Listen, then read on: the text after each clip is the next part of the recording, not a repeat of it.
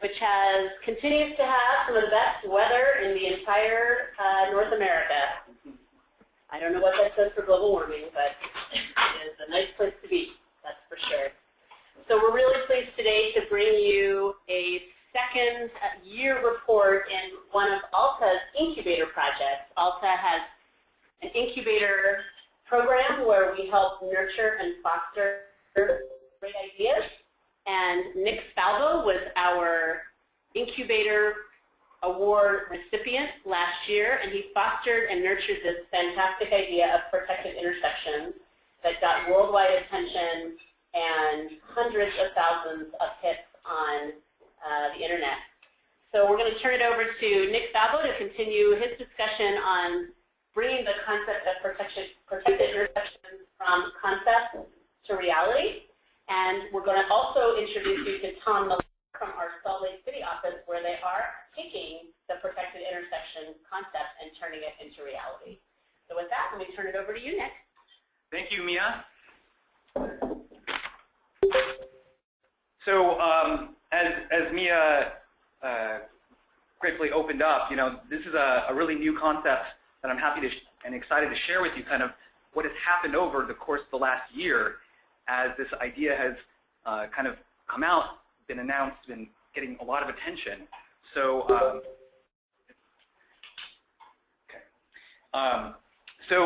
today, I'm presenting with Tom Millar out of Salt Lake City. He'll be talking about getting this on the ground. I want to just start with kind of a background on the protected intersection for bicyclists concept.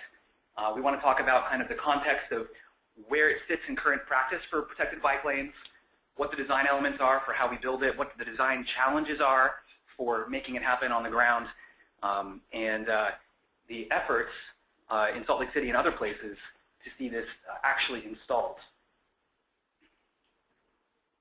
So to give some context, we know how to do protected bike lanes at intersections. This isn't something we don't know how to do. These are all images from the NACTO Bikeway Design Guide. This is a guide that came out in 2011, presented these great solutions to how do we handle right turning conflicts, how do we handle mitigating the right hook, and they all work. They all work. They all have a few different principles behind them. These strategies include increasing the awareness of potential conflict for drivers and bicyclists using things like green paint. We increase the conspicuity of bicyclists by moving them closer to travel lanes, putting them in places where people are more visible, easier to be seen.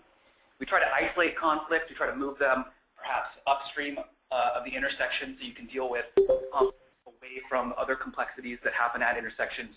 And we try to clearly assign priority between bicyclists and motor vehicles. Who has the right of way, who doesn't? How do we make that clear through geometry? But I think in all those other solutions, the more conventional solutions, we're missing one thing, and that is the idea of maintaining bikeway comfort. The mixing zone in particular is one of those concepts that works. It's safe, but it's stressful.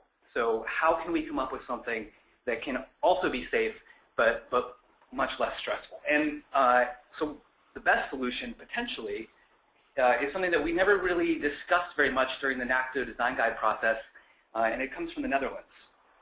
Here's an image of a fairly conventional, maybe a bigger street intersection in the Netherlands, and you can kind of see that there's some special things going on here. You can see this little corner island sitting there in the middle of the intersection.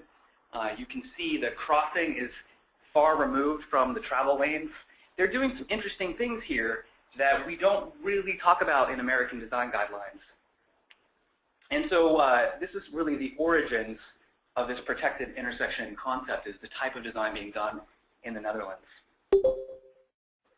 Now, it's worth noting this is not my idea. This is something that is, clearly it's being done in the Netherlands and other countries today, and it's also not the first time someone has tried to popularize the concept in the US. Back in 2011, the NACTO Bikeway Design Guide came out, and it didn't have these treatments, and this guy, Mark Wagenberg, released a video basically taking these graphics from the NACTO guide and saying, hey, congratulations, America, you're coming to the future, but you're missing something. And he started to make this case that the way they do it in the Netherlands could apply in the United States. And I saw this video like many other people did in 2011, and my first reaction was kind of like, huh, this is interesting. I'm, maybe taking it a little bit personal because we spent all these years working on the NACTO guide, but there were some interesting ideas there. There was some sort of a seed of really good ideas in the back of my head, and I started thinking about how can we take this idea and bring it to the United States in a way that I think will work for them. Because there are issues with this design that I think will be challenging to implement here in the States. And as I did a little bit more digging into the history of the design, into the design elements, I realized this is actually really not the first time someone has tried to popularize it in the United States. We actually have an example from 1972.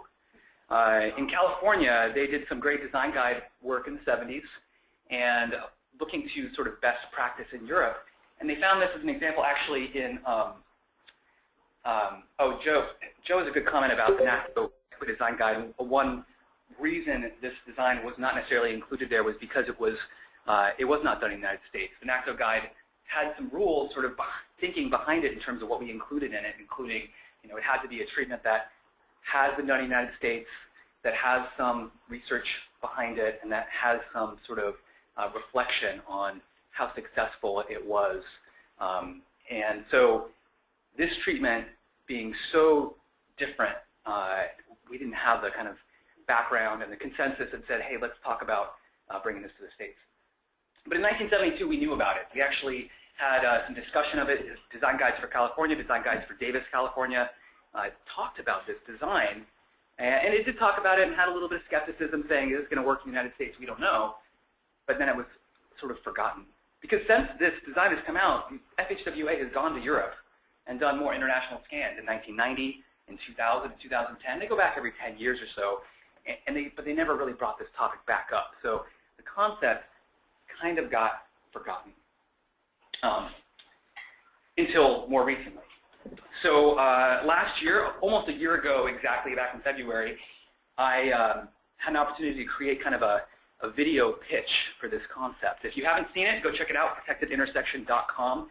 I'm not going to play the video or relive kind of the concept in super detail. But here are the basics. The protected intersection, the key of it really is this corner refuge island. This is a piece that brings that protection from your bikeway into the intersection and separates turning cars from bicyclists. There's a waiting area far ahead in the intersection that lets bicyclists get a significant head start. You're almost 40 feet in advance of the stop bar for motor vehicles. The crossing from the sort of travel lane is set back quite far, set back almost 20 feet, enough room for one full car to kind of turn and wait and stop for bicyclists that are crossing. And then where necessary, there's different bicycle signal phasing schemes you can use to kind of give bikes a head start or give them a protected phase to make it a safe maneuver. The video itself, it was illustrated with kind of really flashy 3D graphics and slide-through animation and animated diagrams that helps explain kind of these complicated maneuvers and key features of the design. And something about that really worked. It got a lot of attention. The video very quickly got a lot of attention. I don't know if it was the visual style or just the overall story or the fact that maybe American advocates were ready for something different, but it kind of caught on like wildfire and ended up being featured on People for Bikes, Tree Hugger, Fast Company, Wired Magazine. These places jumped on it and really pushed it hard and said, this is a great idea. Let's try to make this happen. I think at this point, I checked today, 520,000 views. This thing has been seen all around the world many, many times. It's gotten a whole lot of attention. And it's very exciting to sort of be a part of it and kind of help popularize this very new idea. And then kind of the big one, this one caught me by surprise, still does a little bit. Same week, like literally right away, NACTO tweeted this. They said, protected intersections for bicyclists will be incorporated in the forthcoming 3rd edition of NACTO's Urban Bikeway Design Guide. And I'm like, wait, guys, I get it, it's fun, it's cool, but it's not real yet. This doesn't exist. It would be kind of a departure for NACTO to push forward in this, but I think they're really excited by the idea that they can try to start to innovate and push for new ideas rather than kind of weight back for other people to push it forward. So back when this was written, it really hadn't been done. There was a lot of excitement, but there's also a lot of skepticism. So my kind of goal with Alta's incubator and how do we try to turn this into something real was to try to move that conversation forward. So it doesn't exist yet here in February last year, but can it exist? Can we really do this in the United States? I think we can, and I think in a lot of ways we kind of already have. That the pieces that we need to be able to build, the things we need to arrange, the way we need to combine them, I think we've already basically made it happen. Now, bike signals are a common feature in our bikeway designs today for protected bike lanes or even regular bike lanes when you're trying to solve conflicts between turning cars and straight traveling bicyclists. Forward stop bars, they are a common feature on a lot of bike boulevards, not as common as signalized intersections, but they are a design that we've started to play with, this idea of giving bikes this head start, making them more visible. The idea of having kind of a slow speed crossing set back from the roadway, this is actually standard practice for roundabout design guidelines. This is really where that concept of having one car length of space for a car to turn, stop, wait, that's where this comes from, straight out of roundabout design guidelines. The idea that pedestrians can sort of shorten their crossing distance, this is a part of protected bike lane design in some cities today. This is a pedestrian refuge island here in New York City next to the protected bike lane. And then corner islands to sort of channelize, hold, and help bicyclists circulate through intersections.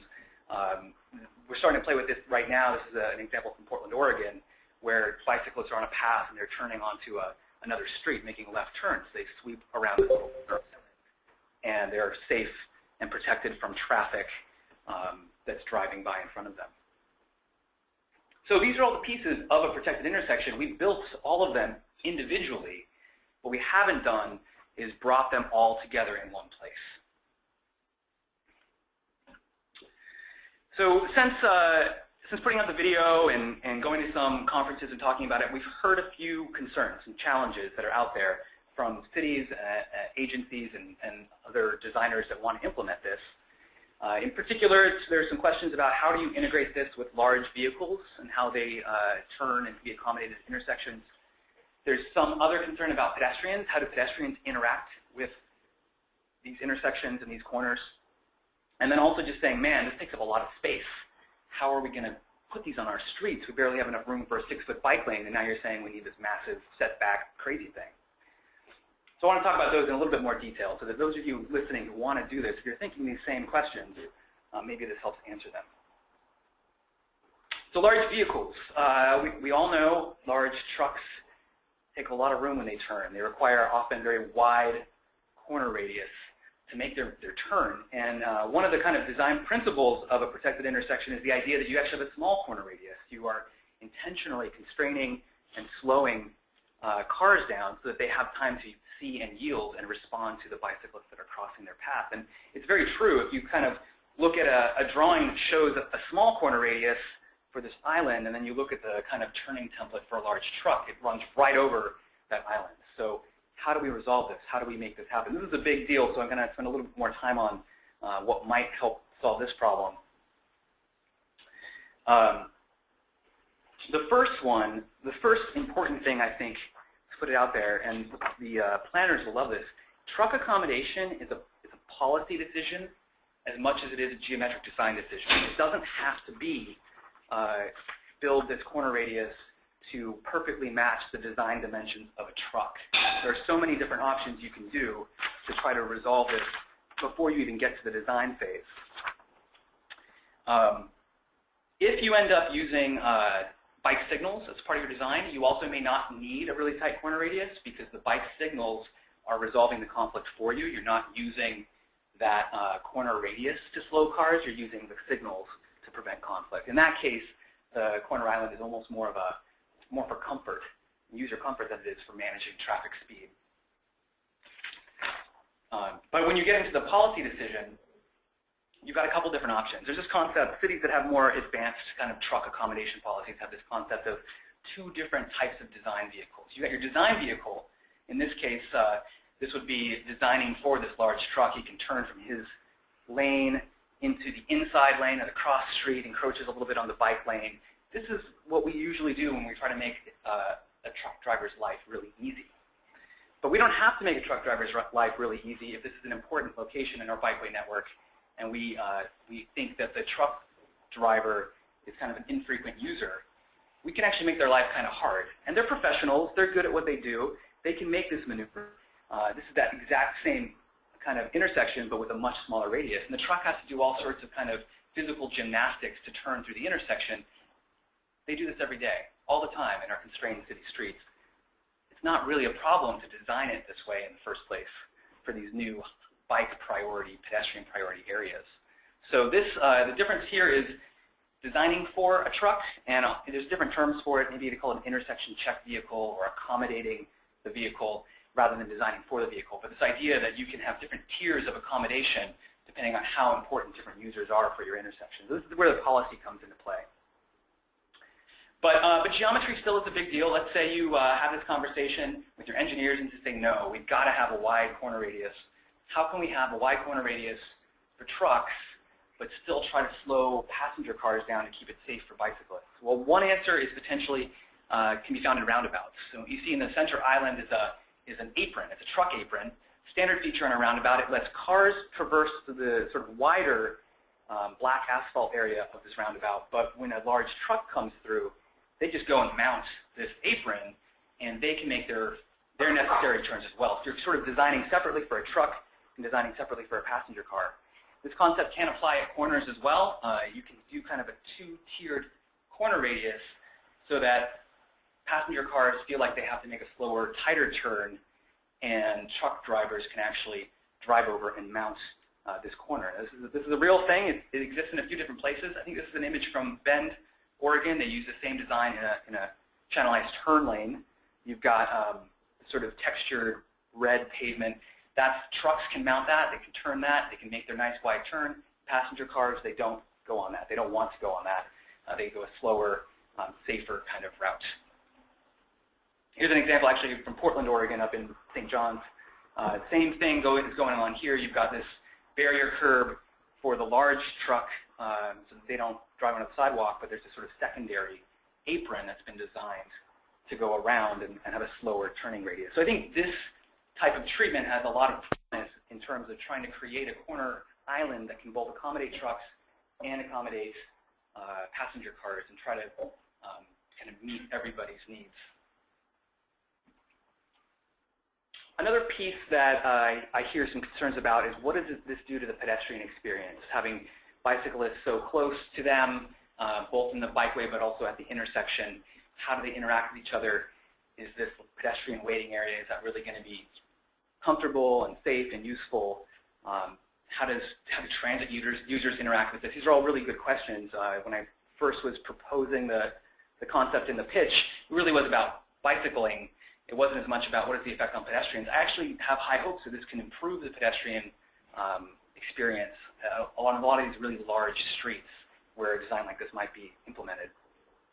This is an example of a protected bike lane in Portland. It's parking protected. There's no physical protection other than parked cars. But this space in the orange outline, this is where that pedestrian refuge area would be if this were to be designed as a protected intersection. Today, nobody really waits in that spot. If you're familiar with this bike lane area, people will wait on the sidewalk, and then when they get the walk signal, they walk across the full street. But the idea is that we want them to be able to actually cross the bikeway first, wait in this area, shorten the crossing distance. But it's unfortunate, in this case, they don't do it. And I don't think it has anything to do with the concept. I think it's more to do with the design. In New York City, they do the exact same thing, but they actually build a robust safety island, refuge island, in that buffer area. And pedestrians have no problem at all crossing that bike lane, waiting in that area before crossing the major street. So it can really shorten their crossing distances. And ultimately, in the geometry of a protected intersection, that space would be even larger. So what you see in the photo here is probably 10 feet deep. In the protected intersection, that expands to more like 15 feet, sort of depending on the measurements. So that space, I think, if you build it robustly, it can actually be a very safe, welcoming environment for pedestrians. There's also questions about transit. How can this interact with transit? And I think the answer really is going to be the use of essentially transit boarding islands.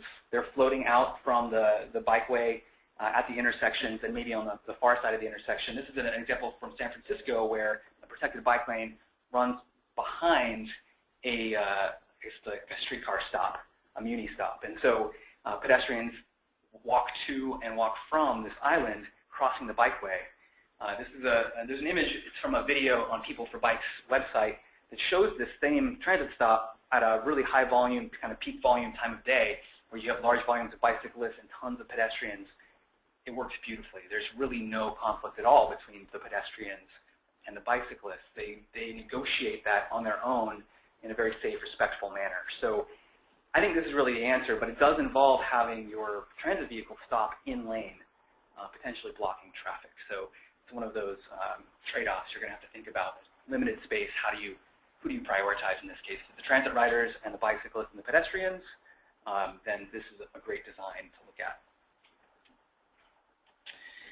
And then the other piece I hear a lot is they just look at this design, they'll kind of look at the drawing from the concept and say, man, it's a lot of space you need. You need all these parking lanes, travel lanes, and the wide bikeway. I don't have space for this on my streets. And I don't know if that's necessarily true. I think there are some rules of thumb. People want to know how wide does my street have to be to accommodate this. And I don't think it's about the street as a whole. It's more about the roadside. How much room do you have on the side, on the edge of your street? And so I've kind of some rules of thumb that I have used when I look at a street and someone says, hey, Nick, is this a good spot for a protected intersection? I say, well, first off, let's talk about the buffer. Do you have a wide buffer? Parking lane works fairly well. It's 8 feet wide, or if you've got, instead of parking, maybe a wide planted buffer. This is an important piece because this is the beginning of setting back that bikeway from the roadway at the intersection. You need a standard-sized protected bike lane, sort of 8 to 10 feet. This is common if you have a parking protected bike lane. You need to have that extra buffer room, so pretty normal dimensions. And then preferably an ample-sized sidewalk. And when you get these standard dimensions, and this isn't that uncommon, we have a lot of examples all around the country of protected bike lanes that meet these design dimensions, it gives you enough room to then set back that bikeway at the intersection and get you, your roughly 6 meters, your 20 feet of space so that a car can turn and stop and wait. But of course, this is like, great. I wish I had this on all of my bikeways, parking protected bike lane, but we don't always have that. Sometimes you're going to have maybe just a raised bike lane that doesn't have a wide buffer. Or I get a lot of questions, how do I make this work with a regular bike lane? And, a little bit skeptical, but I think it is possible. You have to be willing to accept a couple trade-offs. You have to be willing to have bicyclists deflect from their path significantly in advance of that intersection. This may slow down bicyclists, not necessarily a bad thing, but it is something you have to be considerate of, that you are now having bicyclists kind of veer out of direction to get where they're going. Nobody likes to do that. Same thing with pedestrians. Pedestrians now actually have to walk out of direction to get to their crosswalk and cross the street. And it's going to require some extra, perhaps, property acquisition or easement at the corner so that you can actually achieve this type of setback and deflection. But I think it absolutely is possible, and it is potentially worth considering if you're trying to implement this on a smaller street that doesn't have as much room. So since the video came out, there have been some efforts to try to perhaps expand the conversation about the intersection design. One of the efforts has sort of been on the grassroots side. I went to Minneapolis in June last year, and during an open streets event, we actually kind of built one. We mocked up a protected intersection, and for a day at least, with no cars, it's kind of ideal circumstances, created it. And it was great to really see it on the ground and say, yes, this can fit on an American street, and this can work. So, it's maybe without cars, it was perhaps kind of more of a thought exercise. But it was a really fun day, and it got a lot of attention. They ended up reproducing this intersection a couple more times during their other Open Streets events, but it's a really exciting opportunity to really play with these new ideas. I saw families and children and adults riding around in circles in this thing, getting used to how it would work, and it was really great watching a little kid come down there to this pop-up protected intersection, and he wanted to make a left turn, and he just very naturally swept around that outside curve of the island and waited there at the stop bar. And I could never imagine him doing the same thing, this little kid doing the same thing, if it were just a green painted box in the middle of an intersection, which is kind of the answer we have today.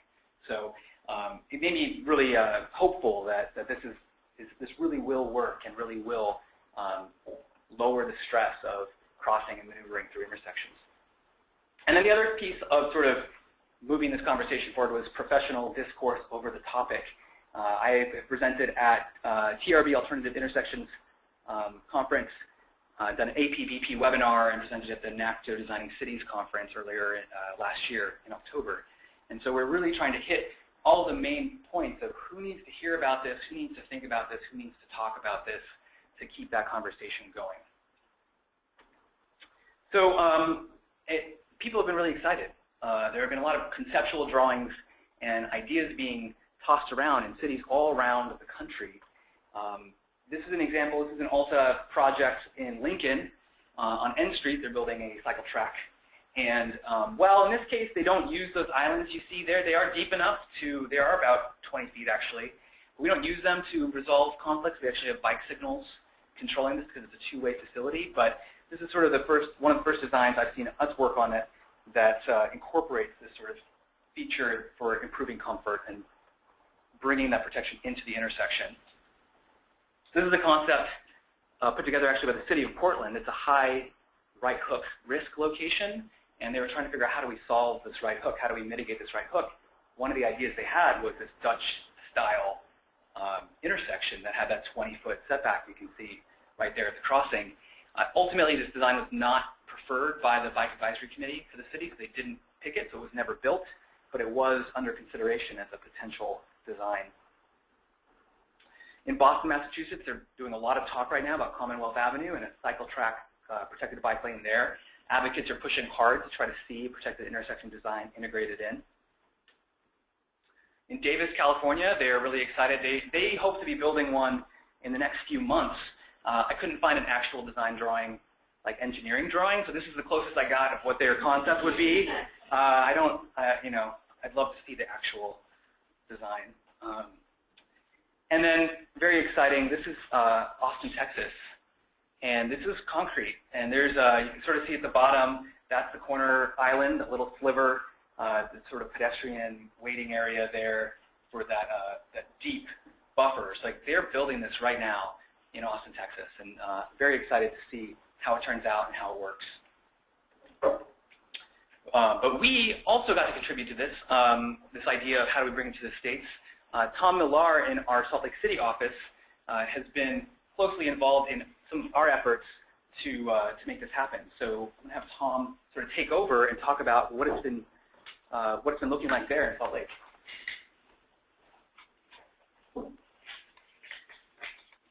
Hi everybody, this is Tom Millar in the Salt Lake City Alta office. Francisco, do you want to let me know when I have control, if I do?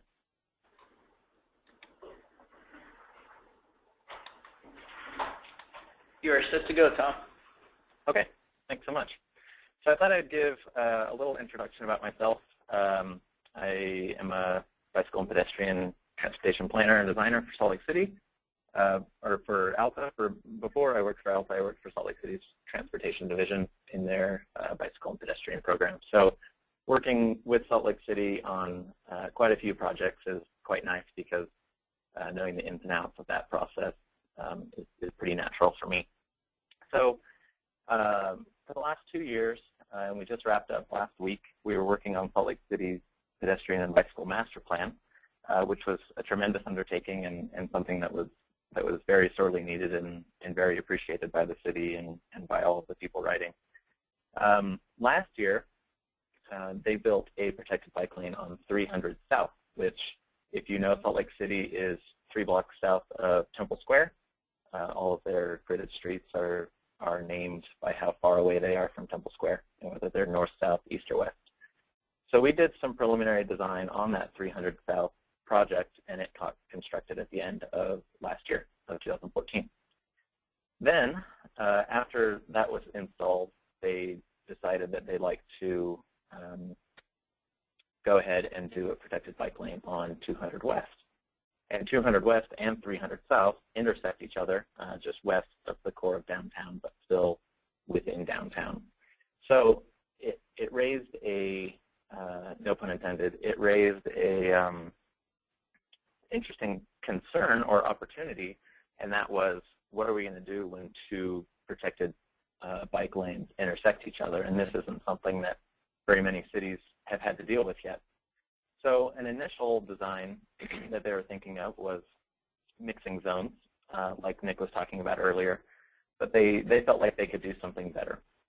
So I'm going to show you some of the concepts that they created as part of this plan, and hopefully it can shed some light on projects that are similar in your cities as well. So we're already on the project as a sub-consultant doing the design on the protected bike lane on 200 West. So when it came time to doing this intersection, the city raised the idea of doing the protected intersection. It's something that they had proposed about a year or two before, but something that they, I guess it was a year before when Nick's video came out, but it wasn't something that they could conceivably do just as part of the 300 South intersection. So once they realized that they were going to intersect, they thought, okay, we can do something better, and they gave us and the prime engineering firm contract modification and said, okay, come up with a design for our street. So I'm going to show you what the street looks like currently, and then some of those designs that we came up with. So these are the extents of the project, and what we're focusing on is this intersection right here, if you can see my cursor. So this is the intersection. You can see that there are existing bike lanes on the street going from left to right, and on the street going from top to bottom, that street currently has protected bike lanes on it. You just can't see it in the aerial. So then when we designed the intersection at first, this is what we came up with. We thought, okay, it's not perfect. They really wanted to keep those turn lanes. They really wanted to keep that parking, and this is the 60% design, and we knew that they would want the protected intersection, and so we didn't give, we obviously didn't take this to further design because we knew that it was going to be the protected intersection instead. So let me show you then what the protected intersection will look like when it's constructed later this year in August. So as you can see, this is very similar to the graphic that we created, or that Nick created before and showed to you guys. So you can see that the bicyclist coming from any direction is protected all the way up into the intersection, and that they have that forward stop bar protected by those islands. Effectively, if you can imagine what this street looked like before, 300 South had, let me go back 2 slides, 300 South, which is this street here, had 1 lane in each direction, and 200 West had 2 lanes in each direction, and the city was fine reducing that to 1 lane as part of the project. So that wasn't really a red flag when it came to the protected intersection. They were fine with reducing capacity. They had streets 1 block to the west and 1 block to the east that were 7-lane arterial, so they felt fine reducing the capacity of this street. But they also felt like this design wasn't safe, that it didn't promote the feeling of protection all the way through the intersection that they really wanted. And it's one of the shortcomings that they felt that the 300 South protected bike lane had. So when we did the protected intersection design for them, the initial design, they liked it. Everybody had seen Nick's video, even the engineers, the planners, the designers, the division heads, everybody had seen the video, and they felt very comfortable having Nick on the team as one of the designers. So they had already bought off essentially on that, on the idea of the protected intersection, but they had some questions. They had some very specific Salt Lake City specific questions that they wanted us to answer. So they handed those questions to us, and they said, take these questions and come back with your best answer and let us know how we can fix these and mitigate these questions and concerns that we have. These included the costs and benefits of doing it in concrete versus doing it in paint. They initially wanted to do the design in paint, and then they decided to go with the raised concrete. They saw that the additional cost of doing the concrete really made it look like a real project, something that they really meant to do, something that they didn't want to backtrack on, and something that fit within the budget of the project as well. They asked also if we could run turn modeling through this, and so we had one of our engineers, Mike Repsch, and also Cheryl Sharp run turn modeling through the intersection to see which vehicles fit, what parts of the raised islands would have to be mountable, if any, and it came back saying that basically every vehicle, every design vehicle that they wanted to run through the intersection would work, with the exception of turning semi-tractor trailers. So with the caveat that they would restrict left and right turning semi-tractor trailers, they felt very confident in allowing the rest of the vehicles through the intersection. And I think that was probably one of the main sticking points, that they really wanted to have the greatest number of design vehicles going through the intersection and not restrict them as much as they could. And this is also great because it really slows down the traffic that's going through the intersection. I think Nick may have mentioned it, but these corner refuge islands and these center refuges really slow down left-turning traffic and also right-turning traffic to pretty much the design speed of the bicycle, so that not only the bicyclist isn't only in front of the motorist and in their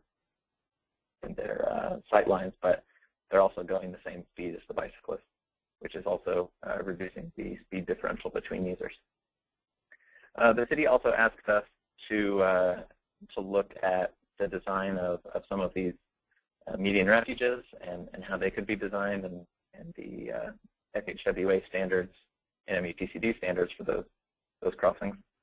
And they also wanted us to look at signal phasing. And what they decided eventually was that they wanted to wait on changing the signal phasing. They saw that the dimensions of the protected intersection gave bicyclists that head start. Like Nick was saying, they start almost 40 feet in front of stops traffic, and so they feel that even without changing the signals, that the bicyclists still feel safe. In the coming years, probably next year or in 2017, they're going to upgrade the signals to have bicycle-specific signals, not necessarily specific phase, but signal heads and detection and things, so that the protected intersection can work even if it's just a bicyclist approaching the intersection. So the result, this is the 90% design of the intersection, and we're taking it to 100% design within the next couple weeks. They decided on those raised concrete islands and medians and refuges because they felt that it gave them a real, no pun intended, concrete product that didn't look temporary, that was going to, by its design, influence how users use the intersection. So like I said, the protected bike lane and the protected intersection are going to be constructed later this year in August. And then Salt Lake City will have 2 protected bike lanes and about 4 miles of protected bike lanes and one of the first protected intersections in the United States. So I guess with that, if there are any questions for me, I can see some are coming in the chat, if I can answer those real quick. Gavin asked, did they consider reverse angle parking? Yes, they did consider reverse angle parking. They felt that because the angled parking was not going to be interacting with bicycle traffic, that the pull-in parking would be better. It wouldn't slow down traffic as much. There would be cars stopped in the travel lane to back in, and it wouldn't be conflicting with bicycles because they would load basically from the cycle track back into their cars rather than from the street.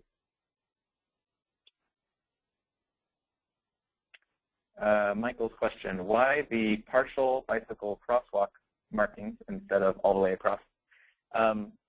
Essentially, they wanted to highlight where the conflict areas would be, and the conflict areas would be where those markings are on the far side of the intersection. It's also where, when cars are getting up to speed, they're obviously traveling faster on the far side of the intersection than they are on the near side. So while we don't anticipate there being any conflicts as bicyclists are going north and south and cars are turning east-west or the other way around, that was included there as a conflict zone marker so that people knew that they were crossing a bikeway.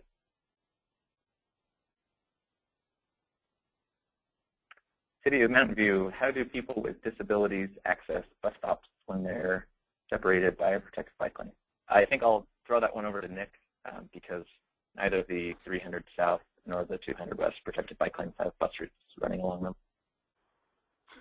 As far as bus stops and access across cycle tracks, it's not necessarily a protected intersection kind of question as much as it is a protected bike lane question. There's a lot of concerns that we've got perhaps these floating transit islands, and people with disabilities need to get onto this island and then get off of this island, and you need to provide an accessible crossing.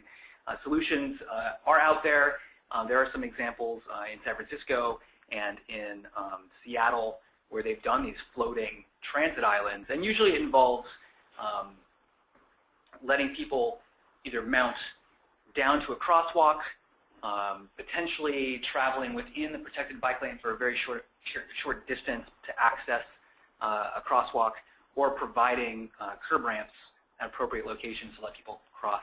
Other solutions I've seen implemented in Calgary include raising the protected bike lane up. Seattle as well has done this, raising the protected bike lane up to sidewalk level so that transition from the transit island or the parking zone is flush, and marking that as a kind of a location for bicyclists to yield to other users. So I think that issue is something that we've got some really good design solutions for. It just basically means you have to meet ADA requirements in terms of access and slope and ramps, and making that accessible. So less of a protected intersection, more just a protected bike lane.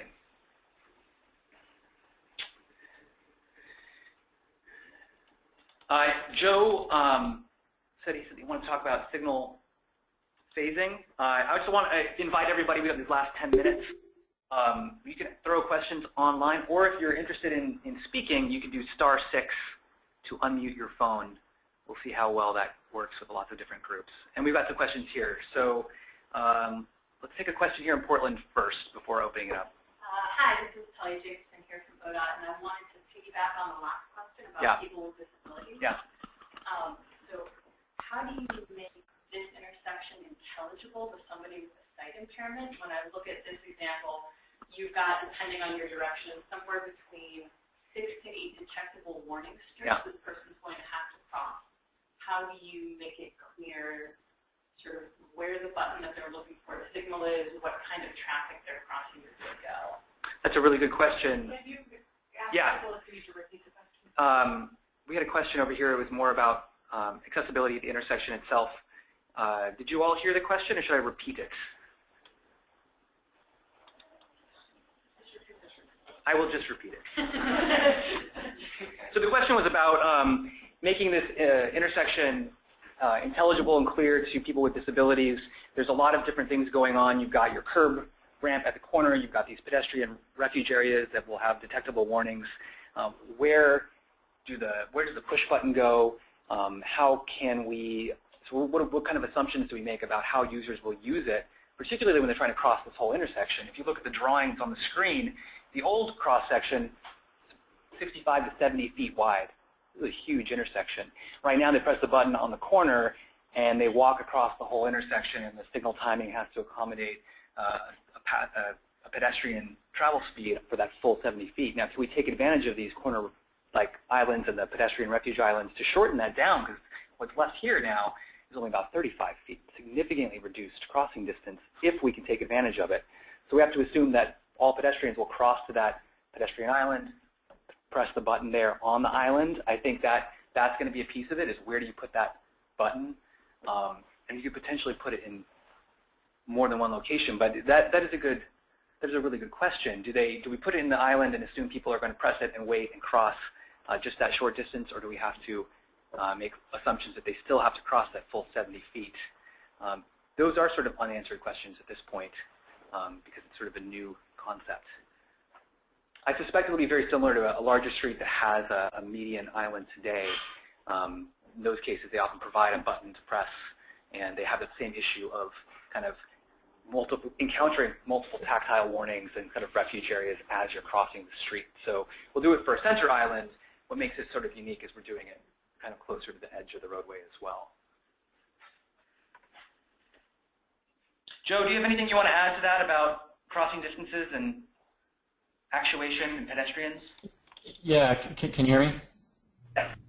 Okay, great. So for those of you on the phone, my name is Joe Gilpin. I'm principal with Alta Planning and Design. I've been working with Nick and Tom and others around the country on moving these forward. And on the ADA question, it can be something that we're concerned about in terms of those refuge areas. And so at least in the Salt Lake City question, we're leaving the push button where it is on the corner. That's going to reduce our costs in terms of having to relocate wiring, utilities, new control cabling boxes, all that stuff. But it also leaves the push button at a familiar location. Those pedestrians that do not have any disabilities can use the refuge. The crossing time for pedestrians is not being changed in that location. We do have kind of an interesting opportunity to think about retiming the pedestrian signals to actually take advantage of some of that cycle length, depending on how other accommodations could be made in terms of moving those buttons out, although I have heard that there could be some issues with ADA law in doing that. So for now, we're leaving the PED buttons where they are. Since we're talking about PED buttons and signalization, I wanted to bring up a couple of other things about the bicycle-friendly signal phasing. And it's problematic because when we initially started to think about this, bicycle signals were still considered experimental by the METCD. There was a lot of different ways that they were being used around the country. And since interim approval 16 has been released at the end of 2013, the very end of the year, it actually prohibits the use of leading bicycle phases. So that's one area where we maybe don't have that tool in our toolbox unless we're willing to experiment right now. It also talks about not being able to use bicycle scramble phases where there could be conflicting bicycle movements. And so if we were to create a completely exclusive bicycle signal phase where all legs of the approaches were green bicycle signals, I think that the geometry of what we've done here works really well, but I'm not sure if METCD and FHWA would consider that a conflicting scramble signal, just due to the way the geometry is. And so that option might also be at least temporarily illegal according to the IA-16. So we're kind of left with leaving everything as is. In some ways, we could have signs that say use pedestrian signal and provide a leading pedestrian interval in order to overcome that issue.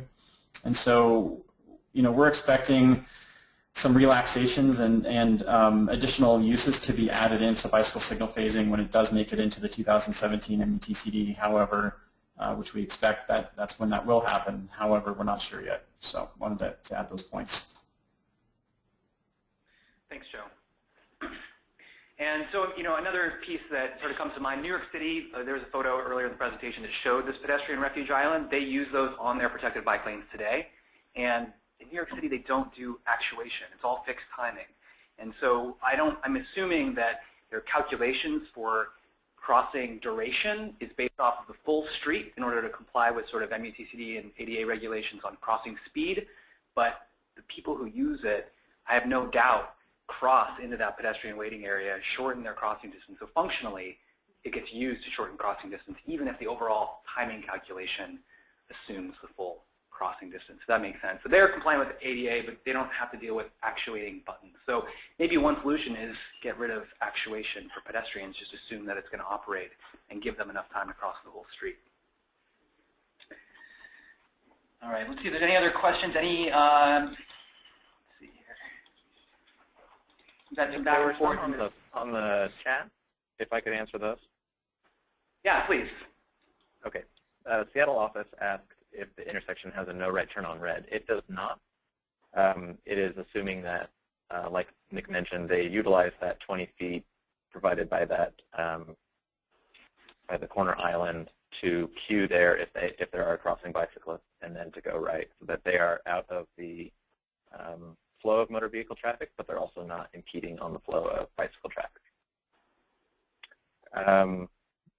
Eric Brack, or Bracky, they are actually removing snow the same way that they do along the 300 South protected bike lane, and that is with either a pickup truck mounted plow or a small sidewalk sweeper with the plow mounted on it. So they would do the same thing through this protected intersection and then run the full-size plows on the travel lanes and the turn lanes. Greenville, South Carolina, I'm not sure how long the construction is going to take because we haven't gotten to the construction phasing yet. So I don't know if I can answer that question quite yet, but I could get back to you once I know. We have cost information. So we've got a question here. Karen's asking whether we have cost information. How much is it going to cost for Salt Lake to put this installation in?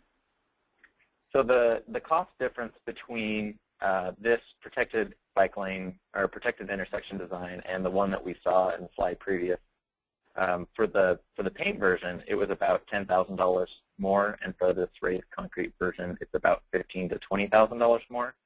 So they saw that it was a pretty negligible cost in the overall project budget, and that they really wanted to have a more solid product, especially if the difference between paint and concrete was only about $10,000.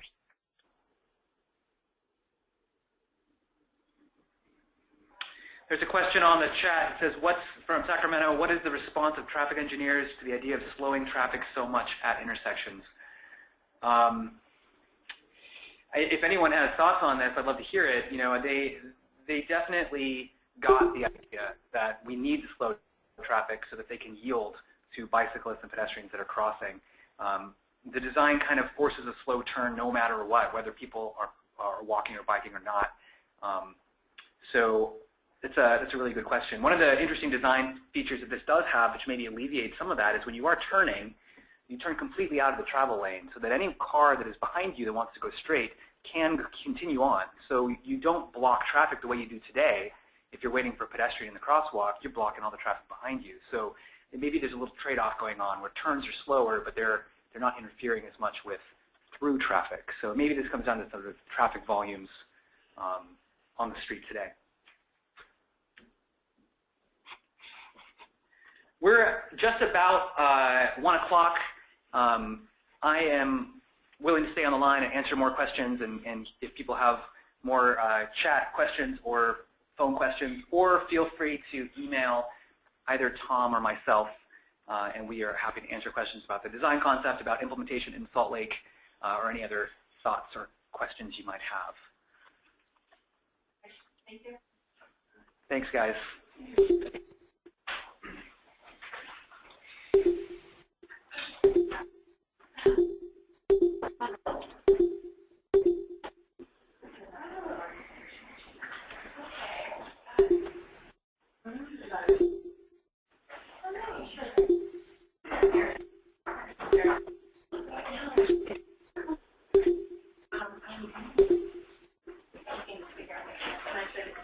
It's come a long way since last time you Yeah, the thing is real. Yeah.